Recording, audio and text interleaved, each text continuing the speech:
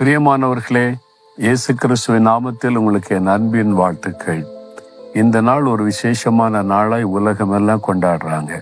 என்ன நாள்னு தெரியும்ல? February 14 வேலண்டைன்ஸ் டே என்பதாய் கொண்டாடுகிறார்கள்.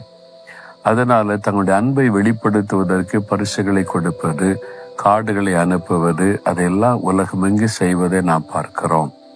யாரை நேசிக்கிறோமோ, யார் நம்மை நேசிக்கிறாங்களோ அவர்களுக்கு அன்பை வெளிப்படுத்துகிறோம். நிறைய அந்த உலகத்துல காண்பிக்கிற அன்பெல்லாம் முதல்ல நல்லா தான் இருக்குது. கொஞ்ச நாள் ஆன பிறகு அந்த அன்பெல்லாம் மாறி பிரிவினைக்குள்ளே கொண்டு வந்து விடுகிறாரு. அன்பு நிலையாக இல்லை. ஆனால் உண்மையாய் நம்ம நேசிக்கிற, நம் மீது நிலையான அன்பு வைத்திருக்கிற ஒரு நேசர் இருக்கிறார். அவரை குறித்து உன்னத பாட்டுகள் 6ஆம் அதிகாரத்திலே வாசிக்கிறோம்.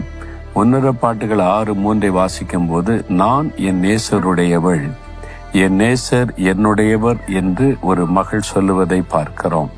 நேசர் என்றால் ஆண்டவர் இயேசு கிறிஸ்து.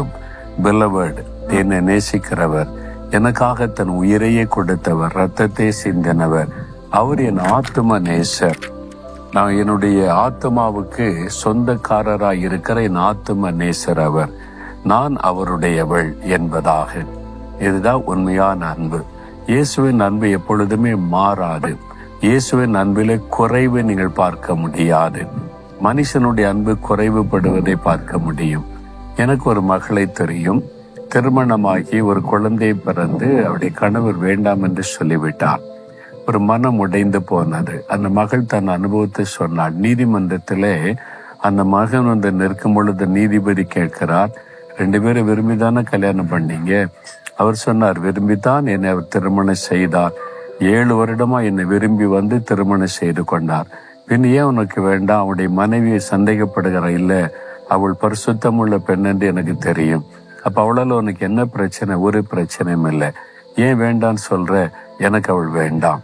அந்த மாதிரி ஒரு காரணமே இல்லாதபடி நேசித்து திருமணம் செய்து கொண்டு வேண்டாம் என்று சொல்லிவிட்டான். அன்பு மாறிவிட்டது.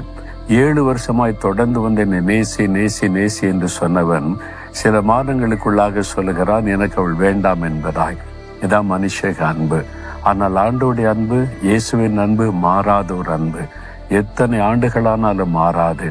அதனால நான் தைரியமா சொல்லலாம், என் நேசர் இயேசு. அவர்தான் என் ஆத்தும நேசர், என் அன்புக்குரியவர். நான் அவருக்கு சொந்தம், அவர் எனக்கு சொந்தம், நான் அவருக்கு சொந்தம். என்னை அவர் நேசிக்கிறார், அதிகமாக என்னை நேசிக்கிறார். ஒரு மணவாட்டியை போல அவர் என்னை நேசிக்கிறார். அவர்தான் என் ஆத்தும நேசர். நீ உரிமையா சொல்லி பாருங்க, உள்ளத்துல ஒரு பெரிய சந்தோஷம். இன்னைக்கு ஆண்டவரை பார்த்து சொல்லுங்க, ஆண்டவரே நீர் தான் என்னுடைய ஆத்தும நேசர், நான் உம்மை நேசிக்கிறேன், நீர் என்னை நேசிக்கிறீர் என்பதை அறிவேன் என்று சொல்லி பாருங்க. உள்ளத்துல பெரிய சந்தோஷம், அன்பு பொங்கும், பாசம் பொங்கும். ஆண்டவரோடு கூட சந்தோஷமாக நீங்கள் மகிழ்ந்திருக்கலாம். உலக அன்பு மாறும், இயேசுவின் அன்பு மாறாது. சொல்றீங்களா, ஆண்டவரே உங்க அன்பு தான் மாறாத அன்பு, நீர் என்னுடைய நேசர், நான் உமக்கு பிரியமானவளாக, உமக்கு பிரியமானவனாக என்னை அர்ப்பணிக்கிறேன்.